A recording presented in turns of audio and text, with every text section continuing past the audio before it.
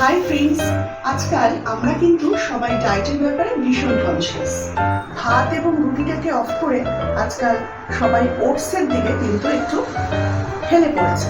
তো যেই কারণে আজকে আমি যে রেসিপিটা এনেছি সেটা ওটসের উপরেই একটা রেসিপি, ভীষণই ইজি এবং টেস্টি। আর যা যা ইনগ্রেডিয়েন্টস লাগে সেটা খুবই কম এবং সকলের বাড়িতেই থাকে, যা যা অ্যাভেলেবেল থাকবে তার উপরেই এসব দিয়ে তৈরি করা সম্ভব। সবাই চিন্তা করে যে ওটস ব্যাপারটা ভীষণই টেস্টি নয় অ্যাকচুয়ালি, তো কিভাবে খাবো সেটা সবার কাছে একটু প্রশ্ন আছে। ওটসটা কিন্তু যেটা আমরা দোকান থেকে পারচেস করি ঠিক সেই কন্ডিশনে নয়, ওটাকে মিক্সার মেশিনে ডাস্ট করে নিয়েছি, আটা যেরকম ঠিক সেরকমভাবে রেডি করে তারপরে কিন্তু প্রিপারেশনটা হবে। তো সেই অনেকটা ওটস তোমরা একসাথে কিন্তু মিক্সারে আটা বানিয়ে কৌটোতে রেখে দিতে পারো, তারপরে রোজ পরিমাণ মতো নিয়ে সেটা বানাতে পারো। ঠিক আছে, মা বানাবে আর আমি তোমাদের সেটা ভিডিও করে দেখাবো।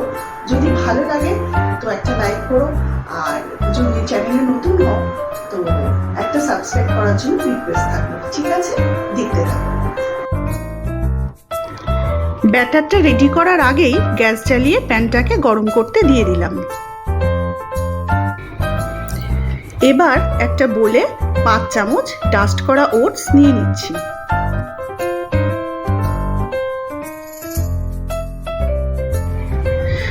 এর সঙ্গে একই পরিমাপের চামচের 2 চামচ চালের গুঁড়ো নিয়ে নিলাম।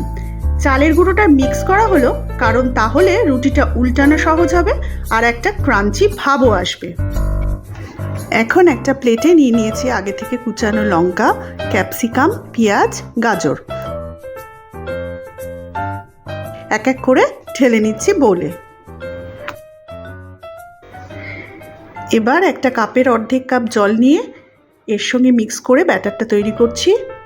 সবজি ঘরে যা থাকবে তাই নিয়েই অ্যাড করতে পারো, তবে কুচোনোটা অবশ্যই মিহি করো, নইলে রুটিতে ক্রাঞ্চি ভাব কিন্তু আসবে না। ব্যাটারটার কনসিস্টেন্সি মোটামুটি এরকম হবে। ব্যাটারটা রেডি।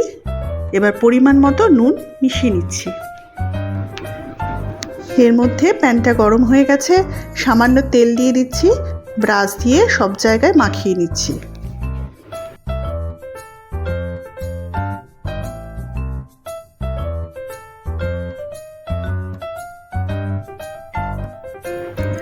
প্রথমে গ্যাসের ফ্লেমটা মিডিয়াম হাইতে রেখে ব্যাটারটা ঢেলে দিচ্ছি। এবার প্যানটাকে ঘুরিয়ে নিচ্ছি যাতে সব জায়গায় ব্যাটারটা সমানভাবে ছড়ায়, কোথাও কোনো লাম্পস যাতে না থাকে। গ্যাসের ফ্লেম 2 মিনিট মিডিয়াম হাইতে রাখার পর লো করে দিয়েছি। কিছুক্ষণের মধ্যে উল্টানোর মতো হলে একটা থালা চাপা দিয়ে এই পদ্ধতিতে উল্টে নেব। দেখো কি সুন্দর জালি তৈরি হয়েছে। উল্টেও কিছুক্ষণ লো ফ্লেমে এভাবে রেখে দিয়েছি। হয়ে গেলে গ্যাসের ফ্লেম বন্ধ করে দিলাম। এবার যে কোনো সবজি বা চাটনি অথবা সস দিয়ে ডিনার সেরে ফেলতে পারো।